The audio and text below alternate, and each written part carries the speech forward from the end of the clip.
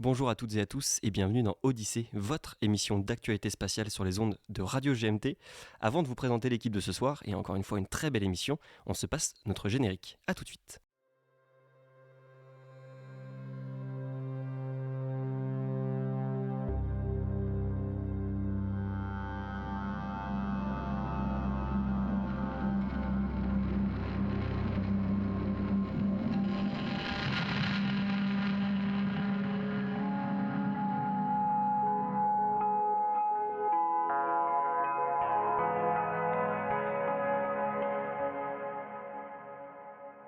Et nous revoici donc pour notre épisode 10 de la saison 4 de Odyssée. Déjà, je le dis à chaque fois, mais je suis surpris du nombre d'épisodes qu'on a pu faire déjà depuis le début. Avec moi, un monsieur qui nous accompagne depuis bien longtemps, mais qui ce soir s'appellera Tom. Bonsoir mon cher Tom. Bonsoir Simon. Comment vas-tu ? Écoute, ça va, je perds encore une fois mon identité, mais c'est pour le meilleur. Et toi, ça va ? Ça va très bien, merci beaucoup. Effectivement, c'est pour le meilleur, car avec nous ce soir, nous avons la chance d'avoir Thomas. Bonsoir Thomas. Et oui, je suis encore de retour et c'est en effet moi le meilleur. C'est lui qui gagne la bataille des prénoms en tout cas. J'ai souvent gagné. Merci beaucoup d'être avec nous ce soir Thomas. Eh bien, merci encore une fois de m'avoir invité pour être là. Avec grand plaisir, et nous accueillons ce soir en tant qu'invité Alexandre Tisserand. Bonsoir Alexandre. Bonsoir Simon, Tom et Thomas. Et effectivement, faut pas se tromper, donc on a déjà fait ton portrait dans le portrait d'espace qui a été diffusé il y a pas longtemps, disons, pour pas trop m'avancer sur la question du montage. Tu es quand même président, directeur, de Kinéis. Techniquement, je crois que c'est président. Président, directeur général, du coup ? Ouais, on peut dire ça. Ok, d'une boîte sur laquelle on reviendra sur les activités de Kinéis un peu plus tard dans l'émission. Avant ça, on va pas dénaturer la structure de notre émission globale, on va commencer par une petite partie d'actu. Et comme à mon habitude, parce que j'ai l'impression que c'est assez régulier, je vais être parfaitement impoli et je vais commencer en vous parlant d'une actualité qui est très astronomique. D'habitude, c'est ta partie, mon cher Tom. Mais si je ne m'abuse, elle fait un peu écho à l'actualité que j'ai présentée dans le précédent podcast. C'est vrai, sur des côtés trous noirs, etc. Oui, c'est vrai. Non, on est très proche, effectivement. Je spoil, mais ce podcast sera sorti avant que celui-ci se diffuse. Mais oui, effectivement, je vais vous parler d'un trou noir. Mais avant ça, je vais vous parler d'un satellite européen qui s'appelle Gaia, qui est assez connu par les fans d'astronomie en général, qui a été lancé en 2013 et qui a pour mission de faire une cartographie de certaines caractéristiques de notre univers et qui diffuse entre guillemets ces données et ces images, même si ce ne sont pas des images comme nous on l'entend, tout un certain nombre d'années, tous les 3 ou 4 ans, dépendant dans ce qu'ils appellent des catalogues. C'est un ensemble de données qui fait environ 100 téraoctets par catalogue, ce qui est quand même assez gigantesque. Et là, on va bientôt arriver au 4e catalogue. Le dernier est sorti en 2023 et le prochain est attendu pour 2025. Et des scientifiques d'un consortium de laboratoires scientifiques qui s'appelle DIPAC sont en train de traiter donc les données de ce dernier catalogue et ont eu la surprise de découvrir des données qui paraissaient assez étonnantes et qui s'avèrent être en fait un trou noir, ce qu'on appelle dormant, donc c'est-à-dire qu'il n'a pas d'étoile assez proche de lui pour lui arracher de la matière et qui nous permet, nous, de le détecter. Donc il est beaucoup plus difficilement visible, si on peut dire, ce qui est assez étonnant pour un trou noir. Mais sa particularité, c'est d'avoir une masse qui est absolument démentielle, ce qui en fait le plus gros trou noir de notre galaxie. Alors je précise, trou noir stellaire et pas trou noir supermassif.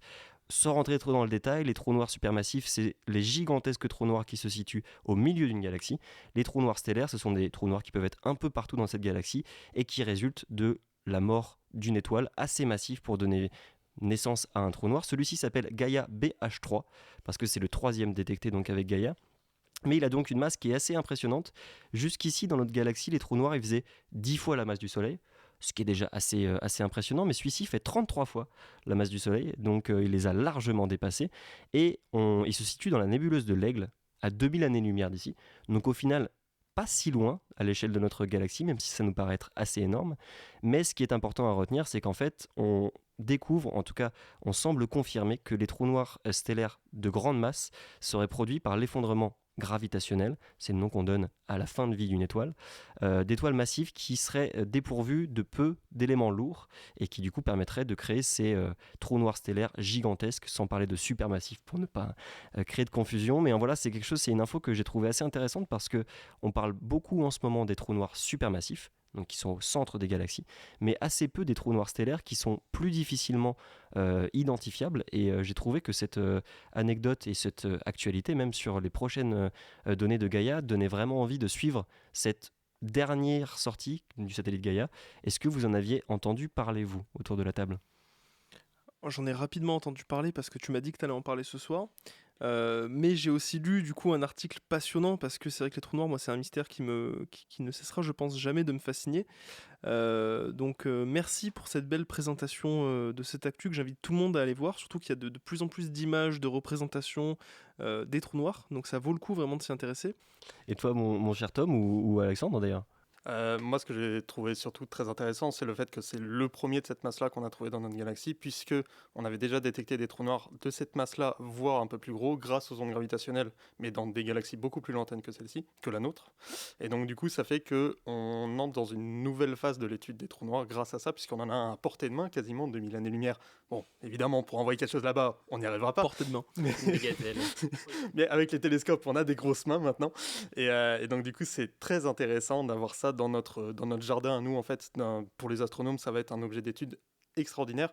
Et c'est là aussi où Gaïa est une mission exceptionnelle, puisque tu parlais du fait qu'une data release, donc il y en a eu 3 pour l'instant, la 4e arrive bientôt, c'est à peu près 100 téraoctets de données. En tout, il est estimé que Gaïa produira entre 1,6 et 2,6 pétaoctets de données. C'est gigantesque. On va mettre plein d'années à étudier tout ça, donc il y a encore plein de choses dans notre galaxie qu'on va découvrir grâce à ça. Non, c'est fascinant. Moi, j'avais pas du tout entendu parler de l'info, à part dans l'ordre du jour de l'émission.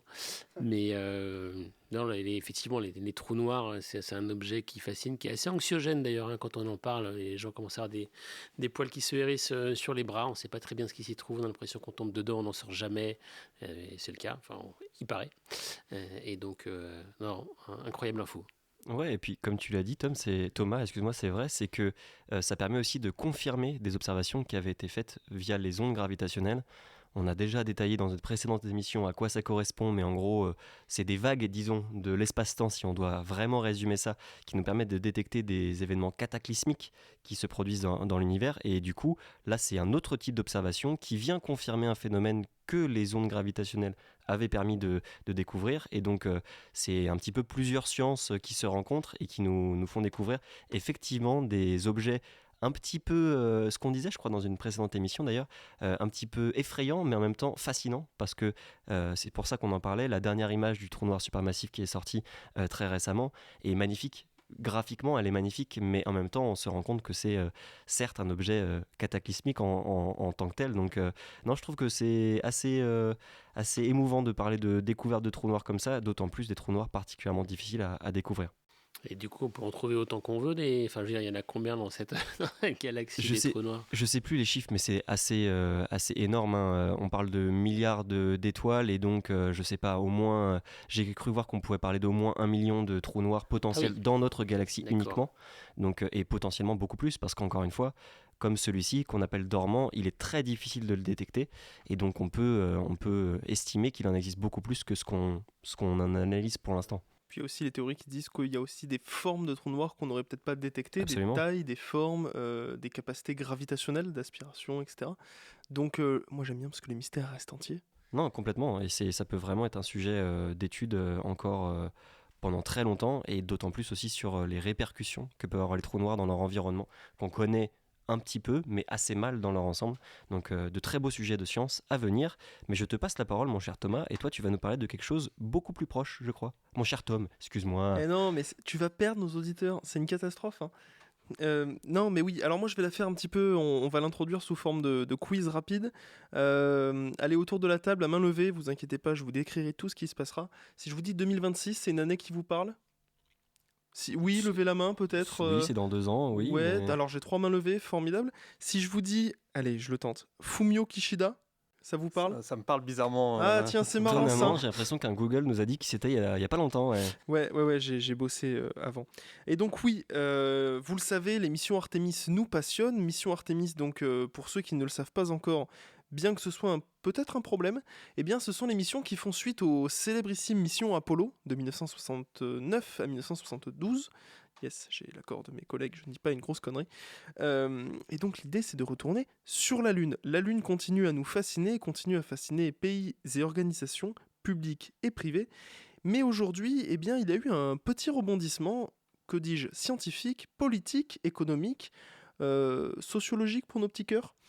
Parce que Joe Biden, le président des États-Unis, pour ceux qui l'ignoreraient peut-être, est allé au Japon, où il a rencontré donc le Premier ministre, Monsieur Kishida, où ils ont décidé qu'en 2026, lors de la mission Artemis 3, qui conduirait des astronautes vers la Lune, sur la Lune, pour poser de nouveaux pieds sur son sol, eh bien, le premier astronaute non européen à s'y poser... Non américain, pardon, je dis, merci. Non américain serait japonais et non pas européen. Je n'ai plus le nom de l'astronaute en question. Nous avions tous espéré, pressenti Thomas Pesquet, Sophie Adno, Luca Parmitano et bien d'autres que je pourrais citer une liste à rallonge parce que, eh bien, vive l'ESA, vive l'Europe, et puis parce que nous avons aussi beaucoup bossé sur Artemis, nous avons bossé sur Lunar Gateway, dont nous avons parlé, dont nous reparlerons. Donc nous espérions, nous, Européens, une petite place de choix sur Artemis, peut-être une chaussure de choix, une bottine de choix pour poser le pied sur le sol lunaire. Eh bien, que nenni, ce ne sera pas pour Artemis 3, peut-être pour 4 ou 5, mais pour l'instant, pas encore. Et petite news en plus, pour ceux qui l'ont vu, Thomas Pesquet s'est laissé pousser la barbe. Est-ce que vous savez autour de la table quelle petite polémique ça a créé justement sur l'émission Artemis? Alors, sur ce point-là, sur le dernier point, je sais absolument pas. J'ai vu les photos, ça m'a étonné, mais une polémique pas entendue. Bien, un des responsables de l'ESA a dit on est soit astronaute, soit acteur. La barbe, pour un astronaute, c'est non. Parce que pour plein de raisons, techniques, les poils de barbe dans l'espace, c'est pas foufou. Il faut bien qu'il se rase quand même de toute façon. Oui, mais non. Eh bien, parce que il va jouer dans un film. Mais pas n'importe quel film, il va jouer dans le prochain Tintin Objectif Lune, réalisé par Alexandre Astier. Devinez qui y joue avec sa belle barbe? Non, pas le professeur Tournesol. Eh non, le capitaine Haddock. Ah, il va jouer le capitaine Haddock. Un vieux marin alcoolique. Mais attends, mais c'est officiel depuis quand ça? Alors, c'est officiel. J'ai vu l'article la semaine dernière avec la citation de ce responsable de l'ESA et cette info sur Alexandre Astier. Donc, j'ai été tout aussi étonné. Ça se trouve, c'est énorme fake news, mais j'ai envie d'y croire. Ça m'étonnerait pas d'Astier, ça m'étonnerait pas de Pesquet, qui quand même était motivé pour le projet. J'adore. Vas-y. Je crois avoir lu que c'était pour le 1er avril la question de la barbe et des astronautes, etc. Il faut revérifier, mais donc je me suis fait avoir. Je crois que tu t'es fait avoir. Mais il faut rechecker. Si je me suis pas fait avoir, la fact est folle. Et si je me suis fait avoir, l'histoire est quand même très cool. La vanne est géniale. En revanche, il s'est quand même fait pousser la barbe, non? Oui, il s'est réellement fait pousser la barbe, effectivement. Ça, c'est pas une fake news, ça. Non. Il y a de belles photos, ça lui donne un petit côté American. Après, il était déjà un petit peu acteur, quelque part. Tout à fait. Effectivement. Et pour en revenir à Artemis, comment vous avez vécu la nomination du Japon, des astronautes japonais? Alors ça reste une très bonne nouvelle pour la JAXA, mais comment vous l'avez ressenti, vous? Je sais pas, étonnamment, moi j'ai pas été si surpris que ça. J'ai vu sur Twitter, etc., que ça avait fait des esclandres, mais j'ai pas été si surpris que ça parce qu'on savait que les Japonais auraient une participation quand même assez importante à Artemis. Il faut quand même préciser qu'ils auront donc le premier astronaute non européen, enfin non américain et du coup non européen sur le sol lunaire, mais je crois pas, on n'est pas sûr que ce soit Artemis 3 pour l'instant. Ça pourrait être peut-être une mission après, mais parce qu'ils vont fournir le futur rover en fait, rover pressurisé, etc., qui permettra de faire des dizaines voire des centaines de kilomètres avec pour des durées de plusieurs jours. Donc ça va être un gros morceau qu'ils vont fournir avec Toyota si je me trompe pas, et étonnant, voilà, qui projette de mettre sur la Lune je crois en 2029, ce qui paraît assez optimiste. Comme leur dernière sonde qui s'est posée sur le dos. Oui, effectivement, qui était en partenariat aussi avec des marchands de jouets, on en a déjà parlé. Mais non, moi je n'ai pas été trop étonné, et je pense que par contre dans les missions après celle-ci, il y aura très probablement des astronautes, ou au moins un ou une astronaute européenne. Et voilà, et puis moi je me dis que le but c'est aussi que la diversité soit représentée sur ce genre de mission. Et le Japon est quand même une grosse nation spatiale, et ça me paraît être une bonne chose qu'il n'y ait pas que des Américains. Je me contente de ça. Et après, j'espère bien sûr que des Européens iront poser le pied sur la Lune prochainement. Capitaine Haddock, big up. Et quand même, deux points que j'aimerais soulever quand même, c'est cette question de premier non-américain à marcher sur la Lune. C'est dans la situation où ce ne sont pas les Chinois qui le font en premier. Puisque les Chinois sont quand même aussi dans la course pour aller sur la Lune. Et donc, cette notion de premier non-américain pourrait échoir à un Chinois qui n'est pas dans le programme Artemis, du coup. Donc, il faut faire attention aussi avec ça. C'est vrai. Et deuxième point, par rapport à l'ESA, on sait ça avait pas mal fuité qu'il y a 3 spots qui sont réservés pour des astronautes européens sur les missions qui vont suivre après Artemis 3. Le problème, c'est qu'on sait qu'il y a certaines missions, Artemis 4 et 5, par exemple, elles seront juste des mises en orbite. Ça ne sera pas marcher sur la Lune. Donc peut-être qu'on aura des Européens en orbite autour de la Lune, mais peut-être pas encore sur la Lune. Donc ça, il faudra encore voir. Un jeu de consolation. Et voilà, c'est déjà une belle consolation. C'est déjà une belle consolation, mais le temps nous le dira. Déjà, en plus, les dates, ça bouge beaucoup. 2026, je pense que c'est encore très optimiste pour marcher sur la Lune, mais on verra ça dans les années qui arrivent. Oui, en fait, je suis pas si surpris parce que bon, il y a des petits jeux politiques là-dessous, mais je crois que plus fondamentalement, j'ai du mal à m'enthousiasmer dans ce jeu de qui sera le premier à y aller, parce qu'en fait, je crois que j'ai toujours du mal à répondre à la question de pourquoi on y va. Et c'est pas pour casser l'ambiance, mais le truc de la Lune, enfin, on y allait dans les années, effectivement, dans l'émission Apollo, années 70. On n'y est pas retourné depuis, et je pense que c'est pas complètement un hasard. C'est-à-dire qu'au-delà du coup faramineux que c'est, il y a quand même pas grand-chose là-bas. Hein, donc c'est chouette de voir la Terre depuis là-bas, mais ça fait cher la photo quand même. Et donc, pourquoi on y va? Je pense que c'est quand même beaucoup un sujet géopolitique aujourd'hui. D'ailleurs, la discussion qu'on a là, c'est ce sera qui le premier. Et donc, c'est ça le sujet important. Et finalement, l'aspect scientifique est assez light. Enfin, c'est toujours intéressant, mais en termes de priorité, parce que c'est ça le plus important, je ne sais pas. Bref, tout ça pour dire que, bien sûr, je serai devant mon écran quand il y aura la fusée qui partira et quand on verra des images sur la Lune. Ça me fera rêver, forcément. Mais c'est pas un objectif que je trouve le plus incroyablement prioritaire aujourd'hui. Et du coup, le truc de qui ira me mobilise assez peu, je veux dire. Voilà. Non, je comprends. Je sais pas si Thomas, tu voulais rajouter quelque chose, mais Moi j'ai juste une Tom, petite... excuse-moi. Non mais c'est pas grave, je récupère mon identité malgré toi comme ça. Petite fact, je crois que pour les passionnés, c'est une petite pub gratuite, mais pour 250 €, on pourra se faire un Lego Artemis. J'ai cru qu'on aurait pu aller sur la Lune pour 250 Ah ouais. €. Tiens, envoyer un Lego là. sur la Lune, et là on se dit écologiquement, il y a encore un petit problème. Ouais, Pour se non. faire une fusée Artemis, Ouais, En Lego une fusée, lancement d'Artemis avec le pas de tir et tout. c'est à peu près le prix de la Saturne 5, je crois, en Lego, donc ça m'étonne pas trop, mais Appel à sponsor, j'ai 2 fusées à mettre en 4 livres à la maison. 250 € le cas de livre, c'est plutôt pas trop cher, ça va. Écoute, si on est bon, je sais pas si Alexandre, tu voulais nous parler un petit peu des actualités donc de Kinéis, d'un sujet qui te paraîtrait être pertinent dans les prochaines semaines, par exemple. Oui, et on a quand même une grosse actualité, effectivement, puisqu'on va lancer, on va faire le premier lancement de notre constellation de satellites, puisqu'on lance 25 satellites dans les 6-8 mois qui arrivent. Et notre premier lancement a lieu mi-juin. Et donc, c'est une date importante pour nous, évidemment. Ils partiront de la Nouvelle-Zélande, 5 satellites dans une fusée Rocket Lab, rien que pour nous. Et donc, ça fait 4 ans qu'on est sur le développement de ces satellites-là. Donc, c'est à la fois une fin et un début, parce que c'est la fin de ce gros projet technologique-là, spatial, mais évidemment le début de l'aventure business. Enfin, on a déjà commencé, mais il y a un moment, tout ça n'est pas là juste pour faire joli. Ça a des utilités, on y reviendra sans doute. Et donc, voilà, ça c'est un peu notre grosse actu du moment. Les satellites sont en transit pour la Nouvelle-Zélande. Donc, c'est un côté quand même encore fascinant. Et donc à ce moment-là, tu seras derrière ton écran pour regarder la fusée décoller, mais comment est-ce que tu arrives à anticiper un petit peu l'état dans lequel tu seras? Parce que c'est pas pareil que de regarder une mission scientifique importante, le James Webb par exemple, une mission habitée, c'est encore autre chose, mais une mission dans laquelle tu as plusieurs années de travail de ta vie qui est dedans, comment tu penses que ça va se passer pour toi? C'est difficile à imaginer. Hein, on allait voir nos satellites il n'y a pas longtemps dans les salles blanches, là. Et bon, c'est des grosses boîtes à chaussures, comme je dis souvent, des objets technologiques. En soi, c'est assez intéressant, les panneaux solaires, mais je trouve le plus fascinant, c'est de se dire que ce qu'on a en face des yeux, là, ça va se retrouver là-haut, en orbite, dans l'espace, et en plus, ça va servir à quelque chose. Et c'est vraiment cette fascination-là qui est difficile à concevoir, un peu comme pour ceux qui ont eu la chance, comme moi, de croiser Claudia Nuret ou Thomas Pesquet. C'est des gens, on leur serre la main, et puis il y a un moment, on a un petit instant d'arrêt, quoi. On se dit, mais ils étaient là-haut, quoi. Pour certains, même, ils sont sortis dans l'espace. C'est difficile à concevoir. Enfin, le cerveau bug un petit peu, quand même. Et donc, du coup, la projection émotionnelle dans le moment du lancement, c'est assez difficile. Et donc, je pense imaginer que je serai un peu tendu et que je serai assez excité à cette occasion-là.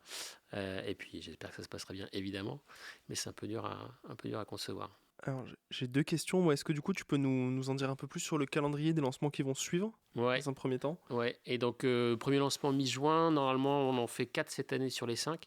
Donc, le deuxième sera, si tout va bien, en septembre. Le troisième, début novembre. Et le dernier, avant la fin de l'année. Et le cinquième sera début 2025. Et toujours sur Fusée Electron, Rocket Lab. Toujours sur Fusée Electron. On a pris un package, il y avait une promo, on en a pris 5 d'un coup. Buy 4, add 1 for free. Et donc, on a fait ça. Ils sont très forts. Et deuxième question, Rocket Lab, ils sont connus pour faire des super patchs de missions. Ouais. Vous en avez co-conçu un peu avec eux? Il y a un Et truc, c'est en cours. On a les dons de mission, mais je ne les révélerai pas. Ah. Et donc, les patchs vont arriver. Non, ils sont super forts. C'est vraiment une super boîte. Enfin, on travaille très très bien avec eux. Ils sont très pros, très transparents et très bons. Donc c'est vraiment très agréable. Si jamais il y en a un ou deux qui traînent par là, on a des pans de veste à couvrir. Il est fort. Bon, on a déjà un patch Kineis. J'aurais dû vous en apporter. Je vous en apporterai la prochaine fois. Avec grand plaisir. Est-ce que tu voulais rebondir, Thomas, cette fois-ci, le vrai Thomas pour l'émission? Pas particulièrement sur Kineis, mais sur la question justement que tu abordais sur se dire cet objet-là, il sera là-haut bientôt. J'avais ressenti exactement la même chose quand je suis allé voir Juice en salle blanche chez Airbus, justement, en DS. Se dire que dans quelques années, cet objet technologique qui est en face de nous, qui est gigantesque en plus pour Juice, là c'est une grosse boîte à chaussures, c'est des grosses chaussures, se dire que cet objet-là sera à plus de 600 millions de kilomètres dans quelques années, c'est totalement fou, alors que tu es à 3 cm, un peu plus, mais à quelques mètres de l'objet, c'est vraiment une sensation particulière. Bientôt, Thomas va nous dire qu'il a touché Juice, et c'est pour ça qu'il y a eu tous ces problèmes au lancement. J'ai pas pu m'en empêcher, je l'ai touché. Spoil Il pas. a fait un bisou sur Juice pour lui porter chance, il paraît. Ah, la salle blanche.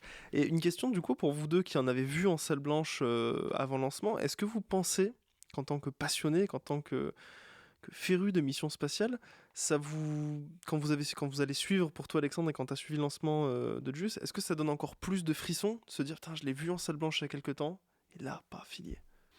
Peut-être, je te dirai quand ça sera lancé. Par rapport à Juice, ça m'a pas rajouté cette pression-là parce que je suis pas sur la mission, je l'ai juste vu. Je pense que quand tu es dans la mission, ça doit être une sensation toute particulière. Mais ça rajoute quand même ce côté, on s'attache quand même encore plus parce que là, on l'a vu et on sait que c'est réel. Enfin, oui, l'espace est réel, je ne vais pas donner du grain à moudre aux complotistes, mais c'est vraiment concret. On l'a vraiment devant les yeux, c'est vraiment un objet qui existe réellement.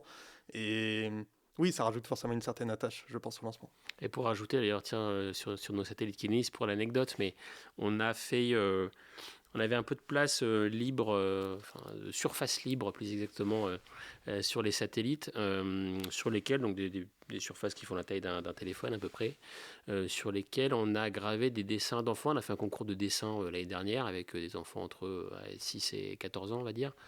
Et donc on a fait ces petits dessins, et on a fait une petite cérémonie de remise et on les a montrés tout ça aux enfants en janvier. Et donc sur chacun de ces satellites-là, il y a un dessin qui est gravé. Et on leur a filé, c'est imprimé sur des petites plaques de métal qu'on colle sur le satellite, qu'on fixe. Et eux, ils ont une réplique. Et donc chacun a sa réplique, etc. Et évidemment, je sais pas, mais en tout cas, mon aîné a un dessin dans le satellite, choisi objectivement par un jury indépendant, bien évidemment. Et c'est vrai. Bref, mais du coup, cette réplique est dans sa chambre, et donc c'est assez fou. Ouais. J'ai participé, j'ai pas gagné, le mien de pas être assez joli. Désolé. J'ai dépassé, je crois. Tu t'es fait battre par des enfants de 7 ans. Écoute Thomas, pose-toi des questions au bout d'un moment. C'est comme ça. Non, mais merci beaucoup en tout cas pour ces actus. On reviendra, je pense, dessus de toute façon dans moi, notre j'avais deuxième encore partie. une actu, mais j'ai peut-être pas le temps, mais qui m'a un peu fasciné. Là, vous avez dû voir passer ça. Il y a je crois que c'est un Texan, non, qui a retrouvé dans son salon un objet qui fait la taille d'un pouce à peu près, qui a traversé littéralement son toit et son sol. Et qui s'est un peu demandé ce que c'était. Ça ressemblait pas mal à un truc qui arrivait très très très vite. Et il a été confirmé, donc pas plus tard qu'il n'y a pas très longtemps, que ça venait donc d'un truc de la Station Spatiale Internationale, qui avait été largué pour être désintégré dans l'atmosphère. Et donc c'est intéressant parce qu'on le dit tout le temps, et c'est vrai, la probabilité elle est très très très très faible que quelque chose tombe sur une zone habitée. Et bien là c'est arrivé.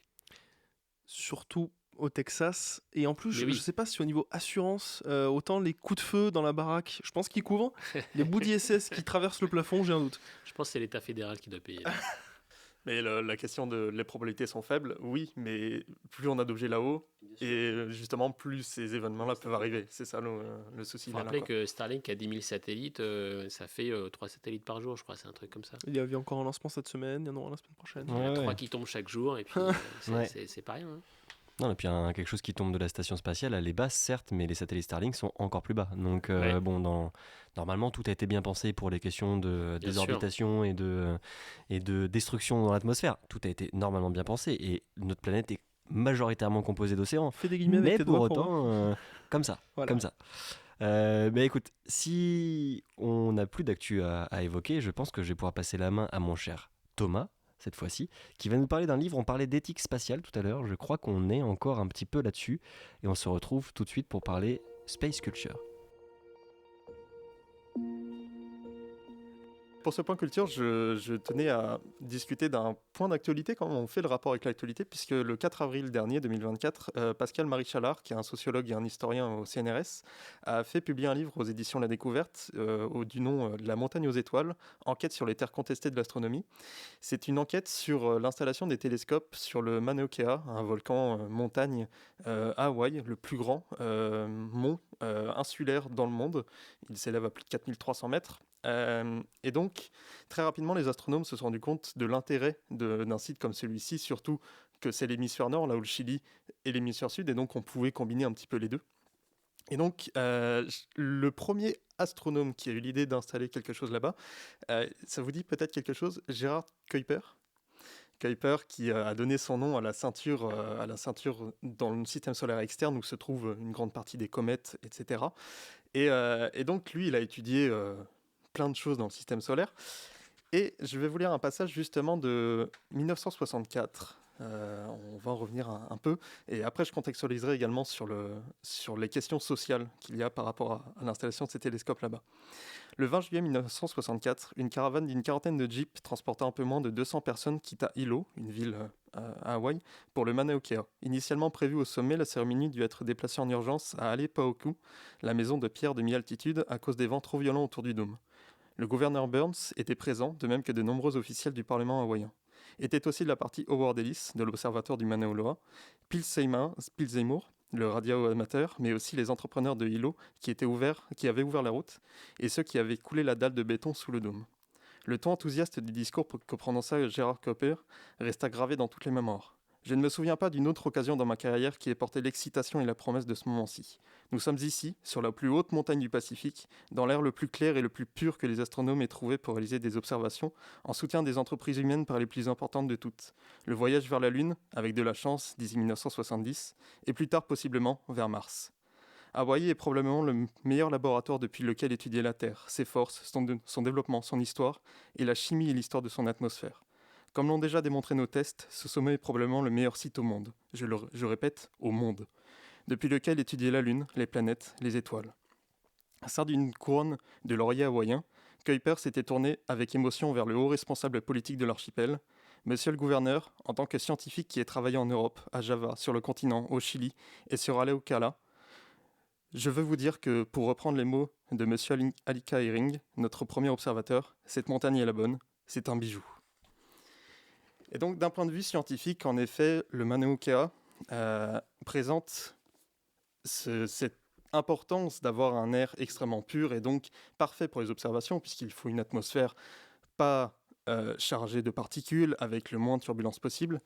Et donc, les astronomes se sont vite tournés vers le Mauna Kea. Et après ce premier observatoire qui a été inauguré dans les années 70, enfin, inauguration en 1960, première lumière dans les années 70, d'autres sont venus s'installer. On peut penser par exemple au télescope Canada-France-Hawaï. Il y avait eu d'ailleurs, vous pourrez le retrouver dans le livre, des problèmes par rapport à ce télescope et notamment l'envoi dans le container vers Hawaï. Et d'autres sont venus se rajouter à la liste. On a notamment le télescope Keck, qui est un des plus connus par les astronomes aujourd'hui. Et d'autres sont en projet, notamment le TMT, côté américain. TMT qui veut dire 30 Meters Telescope. Et pas que américain d'ailleurs, petite parenthèse, mais japonais également, c'est un projet conjoint. Qui lui verrait ses travaux commencer bientôt, sauf que un des grands points qu'il ne faut pas oublier dans la science, surtout quand on l'a fait sur Terre, c'est que la Terre appartient à tout le monde, d'une certaine manière. Et donc cette montagne à Hawaï est une montagne sacrée pour la population qu'il y a là-bas. Le Mauna Kea a une image extrêmement importante dans la culture locale, mais aussi même pour l'environnement, puisque de nombreuses espèces insulaires et uniques à Hawaï ont été retrouvées en haut de cette montagne. Et donc l'installation de ces projets-là, qui ont beaucoup pollué la zone finalement, a fait lever beaucoup de boucliers, forcément. Et donc dans ce livre de Pascal-Marie Chalard, on s'attarde très peu sur la science. C'est pas ce qui traite vraiment ce livre. Les observations faites dans tous ces télescopes depuis Hawaï, forcément, ont donné des résultats extraordinaires un peu partout. Mais ce qui est important dans ce livre, c'est surtout de rappeler que la science, on ne peut pas la faire comme on le veut. C'est pas parce que les scientifiques pensent que c'est le meilleur site qu'on peut installer tout ce qu'on veut là où on veut. Ça concerne l'espace de la même manière. Quand on envoie 3 fusées par semaine, forcément, ça pose des questions également. Et donc, on rejoint un peu ces questions éthiques dont Simon parlait juste avant sur comment est-ce qu'on fait la science. Et ce livre-là est vraiment parfait par rapport à ça, et je le conseille fortement à tout le monde, puisqu'il se lit parfaitement bien. C'est très clair, très précis, très concis, même il n'est pas si long par rapport à la borne chronologique que ça représente. Mais il est très important, et surtout ça pose plein de questions. Et d'ailleurs, dans l'épilogue de ce livre, je spoil un peu, il est aussi question des installations à La Palma, les Canaries espagnoles, la même chose au Chili également. Et donc on a toutes ces questions à chaque fois, un peu coloniales, voire néocoloniales, de l'installation de projets occidentaux qu'on pense pouvoir installer là où on veut, comme on veut. Et ça pose vachement de questions forcément, et ça donne beaucoup de réponses aussi sur comment est-ce que les populations locales voient cette installation. D'ailleurs, je l'avais fait sur un post LinkedIn et je pense que c'est important de le faire. On peut faire le parallèle avec le Centre spatial guyanais, où quand ça a été installé, on voulait l'installer pour la science, pour la grandeur même politique de cette installation, sans penser aux conséquences sociales. Là, pour le Mauna Kea, il n'y a pas eu de personnes qui ont été expropriées, mais c'est un peu la même chose, puisqu'on va s'installer sans penser à ce qu'il y a là-bas, juste par envie scientifique et envie même coloniale, en fait, finalement. Et donc, ça pose toutes ces questions-là, et qui sont importantes à poser dans la science, parce qu'on oublie souvent ces rapports-là entre la science et la société. Bah écoute, merci beaucoup. Déjà, ce que tu ne savais pas avant cette émission, c'est que tu ne repartiras peut-être pas avec ton livre, parce que franchement, c'est une lecture que j'ai découvert par tes différents posts sur les réseaux sociaux, et ça donne vraiment envie, parce que c'est des questions que je considère comme éthiques, et qui sont pas tant évoquées que ça, à moins que tu creuses un petit peu avec des scientifiques spécialistes des sujets qui sont très critiques de leurs propres activités. Mais en dehors de ça, on en parle assez peu. On parle du VLT, etc., qui est en train d'être installé au Chili comme une grande fierté. Et c'est vrai, ça va être quelque chose d'assez incroyable scientifiquement, mais ça a toujours un impact, même si au Chili, on est au milieu d'un désert, etc. Quoi qu'il en soit, il y a des espèces endémiques, il y a des gens pour qui ce désert peut être sacré, par exemple. Donc non, c'est quelque chose que je connais assez peu. J'aime beaucoup la sociologie, ayant baigné dedans pendant un long moment, donc je suis très curieux de découvrir ce nouveau regard sur des prouesses scientifiques indéniables, mais qui ont quand même un impact écologique, environnemental et sociétal qui est méconnu, je pense trop méconnu. Déjà, merci pour cette belle lecture que tu nous as offert. Et moi, c'est vrai que ce que j'aime bien, c'est qu'on a beaucoup parlé de l'installation du centre spatial guyanais. C'est un sujet que tu portes d'ailleurs à cœur dans pas mal de nos émissions, et on t'en remercie parce que c'est très important.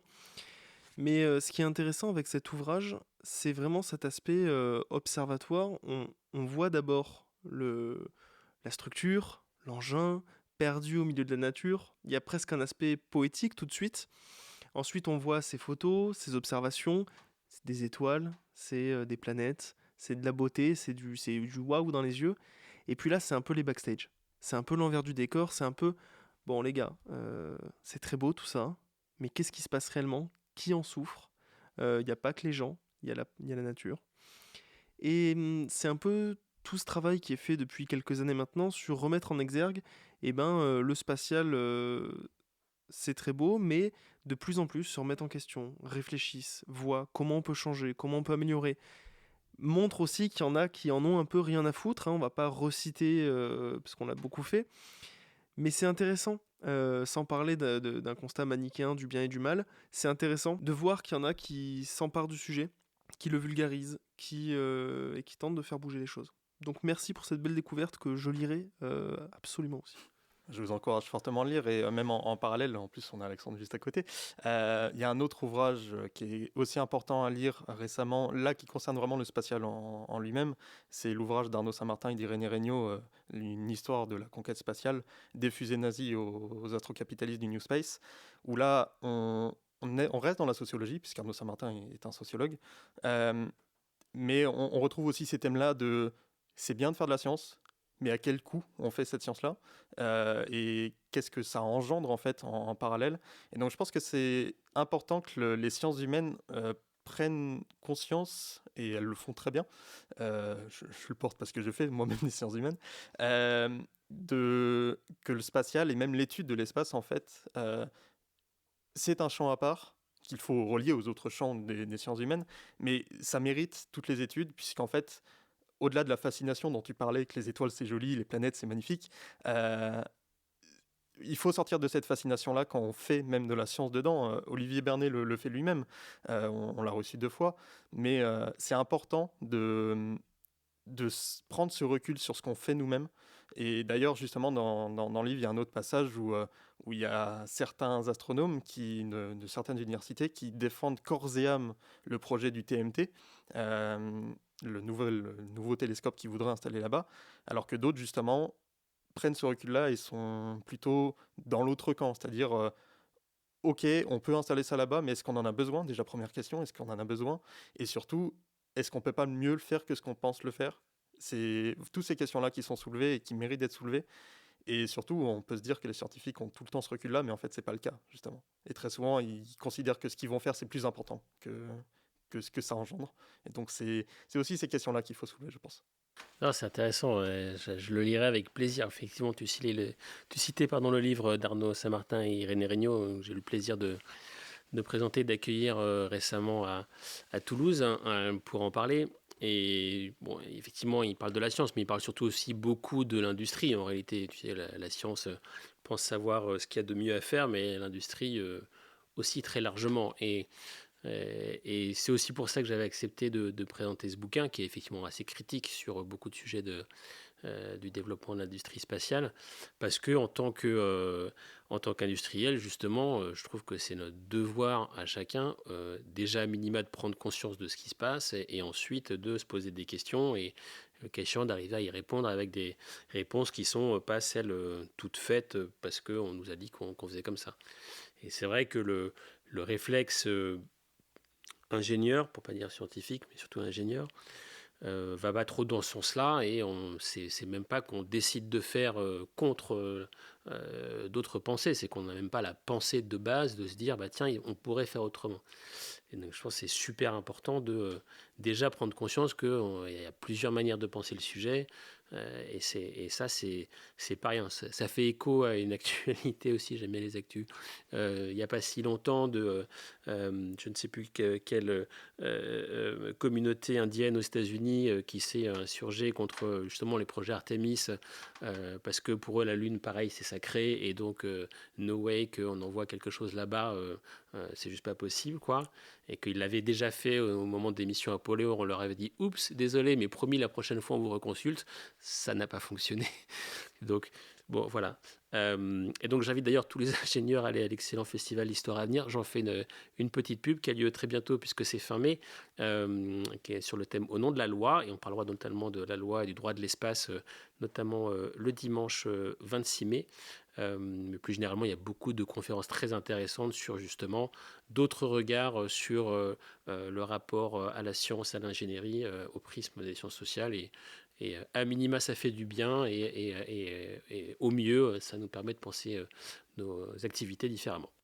Bah écoute, merci beaucoup pour cette très bonne conclusion, je pense, de cet instant Space Culture qui s'est un petit peu élargi au-delà, mais c'est des sujets qu'on traite régulièrement dans l'émission et qui sont, je pense, très importants à relier, parce qu'encore une fois, sciences dites dures et sciences dites molles ne sont pas du tout incompatibles, bien au contraire, les unes nourrissent les autres.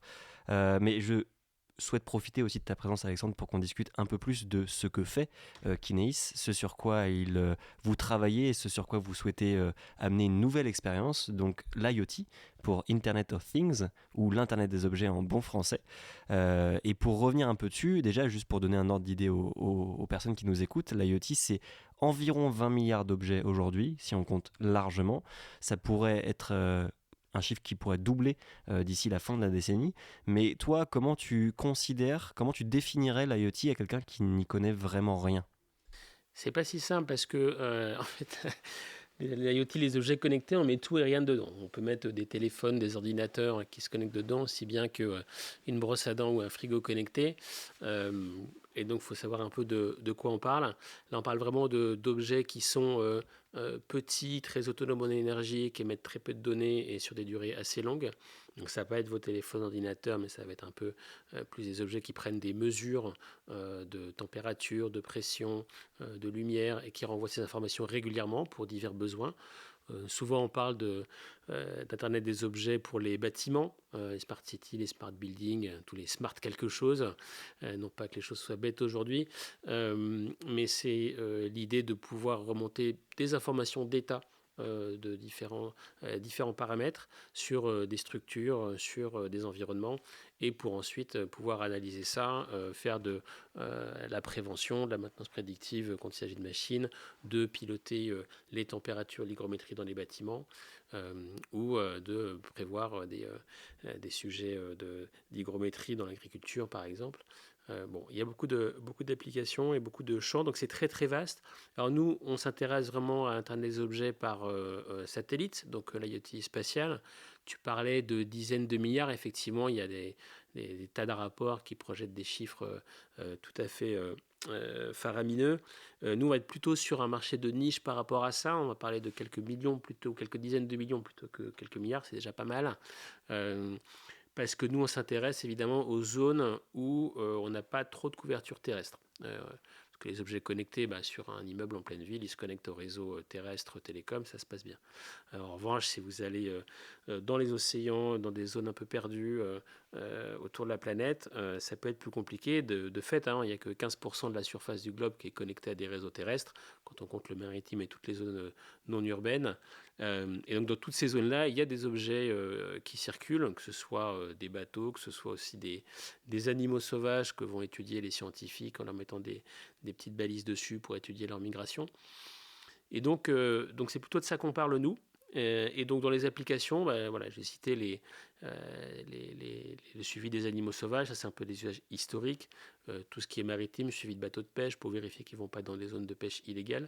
Et puis il y a pas mal de sujets de monitoring d'infrastructures, par exemple, on va surveiller des sites industriels, on va surveiller des forages d'eau, par exemple, pour vérifier des mesures de débit, de pression, etc. Plein de sites isolés où il n'y a pas forcément beaucoup d'humains, ou bien typiquement on va suivre aussi des wagons de fret. Ça a l'air un peu idiot, on se dit des wagons de fret c'est sur des rails, donc c'est quand même pas compliqué à pas perdre. Et en fait si on perd des wagons, et par ailleurs ils se mettent à freiner de manière un peu intempestive, et donc il faut détecter ce genre de mécanisme. Dans les usages environnementaux, on va faire de la détection précoce de feux de forêt aussi, par exemple. Donc on a des capteurs qu'on va mettre sur les arbres, détecter assez tôt un niveau de CO2 un peu trop élevé. Et ça, c'est intéressant parce que la détection précoce, en fait, elle permet d'une part de brûler moins d'arbres. Donc ça c'est intéressant, surtout dans une époque où les incendies commencent à se multiplier un peu dangereusement. Et d'autre part, c'est aussi intéressant pour la force publique parce que intervenir tôt, c'est intervenir de manière plus ciblée et moins longtemps. Et donc, du coup, ça économise aussi des moyens d'intervention. Donc, quand un Canadair, ça coûte 70 millions d'euros, si vous pouvez en économiser un sur la flotte de 3, c'est de l'argent que vous pouvez injecter dans un projet d'IoT. Et donc voilà, il y a plein d'applications. L'imagination est assez fertile sur le sujet. C'est à la fois positif et à la fois faire un peu attention à ce qu'on fait. Enfin, il y a des utilisations parfois moins souhaitables que d'autres. Souvent, quand je parle, on me dit « Ah, mais c'est super, je vais pouvoir mettre ça dans le cartable de mes enfants, puis je pourrais savoir où ils sont. » Ou bien, je vais pouvoir suivre mon grand-père dans la forêt, parce que j'ai peur qu'il se perde quand il va aux champignons. Donc, ça pose comme des questions de consentement, etc. Donc, nous, on a fait le choix de ne pas suivre des personnes, en tout cas pas sans consentement, donc pas dans le domaine civil en tout cas. Et donc, on est vraiment sur du suivi d'objets. Et donc voilà, donc aujourd'hui on a déjà 9 satellites qui volent autour de la Terre, qui sont issus de la constellation Argos, pour ceux à qui ça parle. Et donc on a un service qui fonctionne, mais qui fonctionne avec une performance qui est relative, c'est-à-dire que vous mettez une petite balise et puis vous avez une info au bout de quelques heures. Donc comme je dis souvent, quand vous suivez une tortue sur 10 ans, avoir un point toutes les 3 heures dans le Pacifique, bon, ça va, c'est pas gênant. En revanche, si vous suivez un wagon réfrigéré et que vous voulez avoir une alerte dès qu'il y a un problème, quelques heures, bon, c'est un peu trop tard. Et donc, voilà. Et donc, ce qu'on apporte avec Kiné, c'est cette nouvelle constellation, donc limitée à 25 satellites, qui ne sont pas très gros du reste, et qu'on on ne verra pas dans les télescopes. C'est de pouvoir avoir l'info en quasi temps réel partout, en tout point du globe. Donc, c'est 10-15 minutes partout. Donc ça, c'est intéressant parce que ça correspond vraiment à 95% de l'usage de l'Internet des objets qu'on peut faire. Comme par ailleurs, les technologies évoluant à la fois d'un point de vue télécom, d'un point de vue spatial, on peut aussi augmenter du coup la capacité pour une même bande de fréquence. Et donc, tout ça fait que les satellites coûtent moins cher, on peut mettre plus d'objets dans la même bande de fréquence, donc on peut faire chuter les coûts et donc les prix, et donc avoir accès à un service qui auparavant était vraiment réservé à quelques personnes. Les scientifiques seront d'ailleurs très contents parce que du coup ça risque de baisser pour eux en termes de prix. Mais avant, voilà, les balises Argos vont pas être quelques milliers d'euros la balise pour plusieurs dizaines d'euros, voire plus par mois, donc c'est quand même pas tout à fait rien. D'ailleurs, à la fin, ils essaient de récupérer les balises pour pouvoir les réutiliser. Là, on va passer en dessous de 100 euros la balise pour les usages les plus massifs sur quelques euros par mois. Donc, on utilise vraiment par 10 le coût. Donc, ça devient vachement plus intéressant pour beaucoup de monde. Du coup, une fois que cette nouvelle constellation sera pleinement opérationnelle, comme t'en as parlé, ce serait quoi l'étape suivante pour justement développer ces usages de l'IoT? Souvent à l'étape suivante, c'est un mot réflexe d'ingé. On y pense sans y penser, mais on y pense quand même, évidemment. Bon, nous, on est très, très, très, très focus sur le lancement de la constellation actuelle, parce que ça a l'air facile de faire du spatial quand on regarde ce qui se passe aux États-Unis, mais space is hard et ça reste vrai. Et donc, notre constellation elle a une durée de vie de 8 ans, donc on a quand même un peu le temps de voir venir. Malgré tout, les projets spatiaux, c'est long, les technos évoluent vite, donc il faut y penser dès maintenant, donc c'est ce qu'on fait. Et donc là, il y a plein de chemins possibles en réalité sur ce sujet-là, parce que d'un point de vue télécom, le sujet monte un petit peu au niveau standards internationaux. Donc nous, on est basé sur une techno qui marche très très bien, mais qui n'est pas du tout standard, elle est propriétaire, donc c'est pas un problème en soi. Simplement, s'il y a des standards qui se développent, peut-être qu'à un moment donné, il faudra s'y mettre pour pouvoir bénéficier de la puissance des standards. Bon, ça, c'est pas pour tout de suite, mais c'est quand même des choses qu'on regarde. Donc, en termes de technologie et de fréquence, donc là, c'est un peu, c'est détaillé dans la technique, mais ça, on le regarde d'assez près. Et là, il faut faire les bons choix au bon moment. Donc là, bon, on se pose pas la question parce qu'on a déjà fait un choix et on va au bout. Et le premier truc à faire, c'est d'arriver à la rentabilité de l'entreprise. Ça, c'est le premier point pour nous et pour tous ceux qui travaillent avec nous. Et ensuite, donc il y a un choix technologique à faire sur la partie vraiment télécom. Quelle fréquence, quelle modulation, quel type de message on envoie. Et donc, qu'est-ce que ça veut dire côté balise derrière. Et puis, d'un point de vue infrastructure spatiale, qu'est-ce qu'on utilise? Là, on est parti sur un prolongement de ce qu'on connaissait déjà et on a bénéficié du New Space. Donc, c'est une constellation en orbite basse avec des petits satellites qui ne coûtent pas trop cher. Ça coûte quand même cher, mais c'est moins qu'avant. Demain, enfin après-demain, dans quelques années, qu'est-ce que ça sera? Est-ce que ça sera sur le même modèle des satellites qui sont à nous qu'on envoie? Est-ce que ça sera des charges utiles qu'on embarque sur des satellites tiers parce que il y aura des offres de constellation as a service ou de je sais pas quoi as a service? C'est-à-dire qu'on pourrait même aller plus loin. Nous, notre cœur de métier, c'est vraiment le traitement du signal et le transport du signal. Donc, c'est ce qui se passe dans l'intérieur de la charge utile du satellite. Dans un cas extrême, limite, on développe juste nos algorithmes, on les upload dans des satellites qui existent déjà et puis on récupère le signal. Bon, ça c'est encore un peu du fantasme parce qu'il y a quand même beaucoup de hardware qui est dépendant de ce qu'on fait, donc la probabilité que le hardware existe déjà en vol elle est quand même assez faible. Mais voilà, c'est un peu la tendance. Et donc, est-ce qu'on va aller vers ça? Je ne sais pas. Et est-ce qu'on va reproduire le même schéma de satellite propriétaire? C'est pas du tout sûr. Il y a les projets de constellation européenne, ils risquent rien s'ils se font Bon, il y a peut-être de la place pour de l'emport de payload commercial tierce, bon, ça peut être intéressant aussi. Et puis, un peu le retour du géo, hein, il y a toute la Léomania, on va dire, depuis quelques années, initiée par les Américains. C'est vrai que ça a plein d'avantages, c'est aussi une grande complexité et un certain coût. Le géo a toujours des avantages, donc le géo tout seul, c'est très cher, et donc on n'envisage pas. Après, du géo partagé sur des technos à venir, pourquoi pas. Un géo, on peut mettre des antennes, je crois que c'est une Marsat, ils doivent avoir des antennes de 17 mètres là-bas. 17 mètres, c'est grand. Et donc, pour ceux qui connaissent un peu la RF, boucler un bilan de liaison avec une antenne de 17 mètres, c'est plus facile qu'avec des petites antennes. Et donc, ça peut avoir l'avantage. En une phrase, est-ce que tu peux rappeler pour nos auditeurs la différence entre Léo et Géo ? Ok, très bien. Et donc, Léo, c'est orbite basse, Low Earth Orbit, et Géo, c'est Geosynchronous, je crois, Earth Orbit. Et donc, l'orbite basse, c'est la Station Spatiale Internationale, c'est Starlink, c'est tout ça, entre 400 et 1000-1200 km. Nous, on les lance à 650 km, nos satellites. Et puis Géo, c'est l'orbite géostationnaire qui porte son nom comme ça parce que par rapport à la Terre, les satellites ne bougent pas. Donc quand on regarde au-dessus de nous, on ne les voit pas, mais si on les voyait, ils ne bougeraient pas. Alors que les satellites en orbite basse, ils sont défilants, ils défilent, comme ceux de Starlink qu'on voit le soir dans le ciel. Et donc voilà. Mais du coup, ils sont beaucoup plus loin. Ils sont à 36 000 km. Et donc, ils sont beaucoup plus chers à envoyer parce qu'il faut beaucoup plus d'énergie. Donc, il faut des grosses fusées pour y aller. Et comme on n'y va qu'une fois, du coup, on met aussi des gros satellites parce qu'il faut aussi beaucoup de puissance pour communiquer avec la Terre. Donc tout ça est d'un autre ordre de grandeur par rapport à ce qu'on peut faire en orbite basse. Mais ça, c'était une question que je me posais justement. Tu as parlé du fait que vous envoyez 25 satellites, c'est un nombre précis. Pourquoi 25 ? Pourquoi pas plus ? Pourquoi pas moins ? Et comment a été motivé ce choix entre obligations d'ingénierie, disons, écologique éventuellement ? Enfin, je ne sais pas comment vous avez pensé cette constellation. Ouais, c'est une bonne question. C'est vraiment une réflexion marché puis système, c'est-à-dire que on est parti du constat que la constellation à 7, 8, 9 satellites, la perfo, elle n'était pas suffisante comparée à ce qui se passe un peu dans les télécoms en général. Et donc, soit le service allait mourir parce que c'était plus compétitif, soit il fallait changer. Et donc, du coup, si on change, c'est quoi le besoin ? Est-ce que c'est du temps réel absolu ? Est-ce que c'est. Bon, et en fait, on se rend compte en étudiant un peu le truc que le temps réel, c'est très bien, mais le quasi-temps réel suffit. Et en fait, il y a une très grosse différence en termes de nombre de satellites entre du quasi-temps réel à 10 minutes ou du temps réel. Enfin, c'est un facteur de 2 fois 3. Et donc, est-ce que.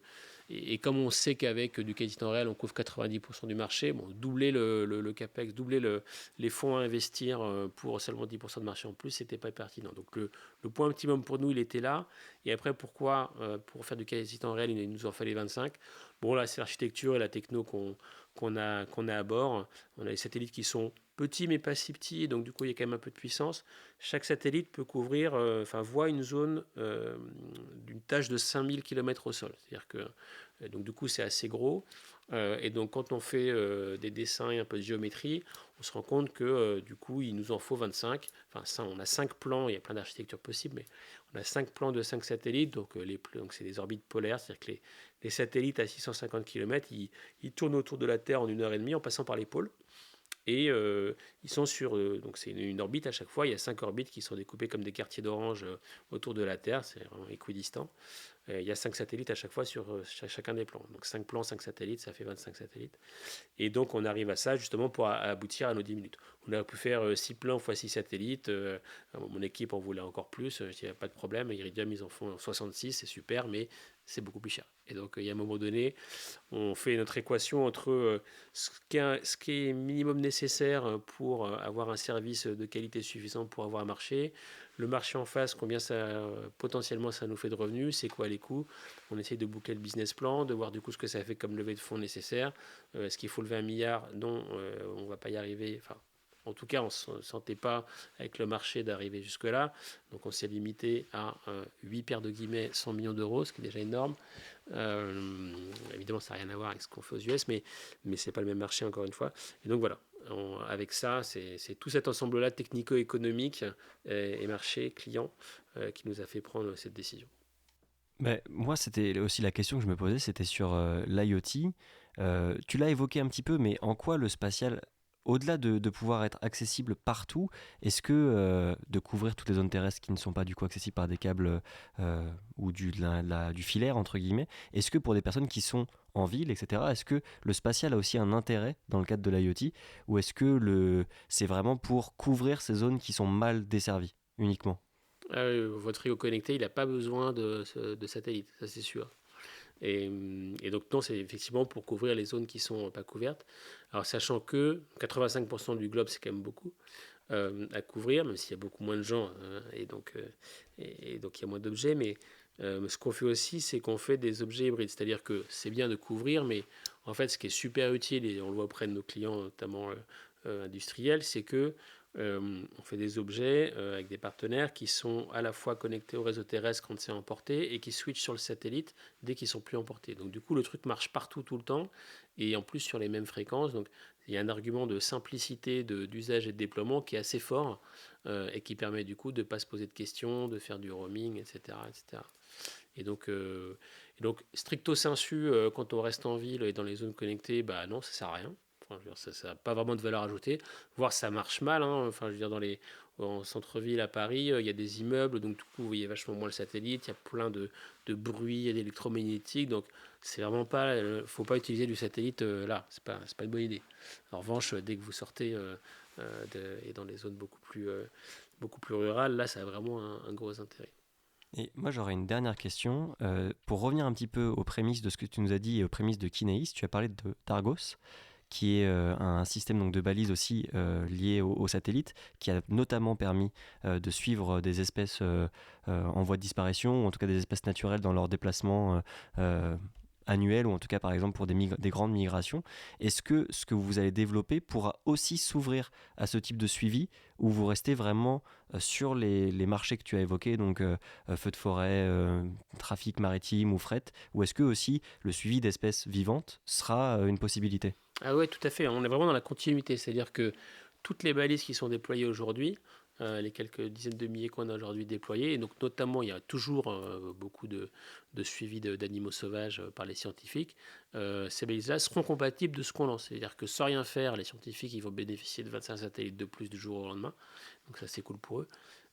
Et donc la techno reste designée et accessible pour ce genre d'usage, ouais, tout à fait. Vous avez pensé à la rétrocompatibilité, Ouais. c'est bien, bravo. Ouais.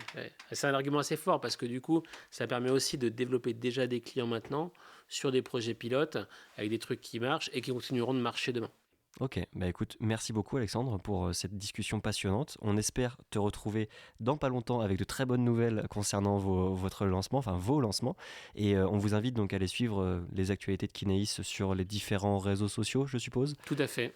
Et sur votre site. Sur LinkedIn, sur le site, on est assez actif. Ouais. Et donc avec un lancement dont la fenêtre s'ouvre le 17 juin, c'est ça? C'est ça, mi-juin, ouais. Ok, on vous souhaite bien sûr toute la chance et le bonheur possible pour ce premier décollage. Et puis, je tenais à vous remercier, les gars, dans un premier temps, de m'avoir aussi accompagné durant cette émission. Je vous laisse un petit mot si vous le souhaitez.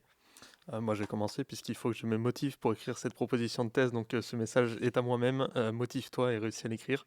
Et sinon, encore une fois, merci beaucoup pour cette émission. Ça a été toujours tout aussi passionnant. Et à bientôt, je l'espère. Je te le renverrai au montage, ce message, t'inquiète pas. Oui, merci beaucoup. Merci Thomas pour ce beau moment de lecture qui continue de me donner envie de découvrir cette histoire. Merci Simon pour ce merveilleux driver que tu nous as fait. Merci beaucoup Alexandre pour ta présence, pour nous avoir un peu éclairé sur finalement qu'est-ce que l'IoT et comment l'espace peut générer tout ça, peut nous aider sur Terre, parce que c'est un sujet très important. L'IoT parfois ça peut être un peu flou, ça l'est beaucoup moins. Donc un immense merci, au plaisir de te retrouver d'ici quelques mois pour débriefer justement de la constellation, d'où elle en est, et puis nous le 17 juin, on sera là. Avec plaisir et merci beaucoup pour l'invitation, moment tout à fait agréable. À très bientôt et continuez à écouter des podcasts sur Good Morning Toulouse et on vous souhaite une très bonne journée ou une très bonne soirée. À bientôt.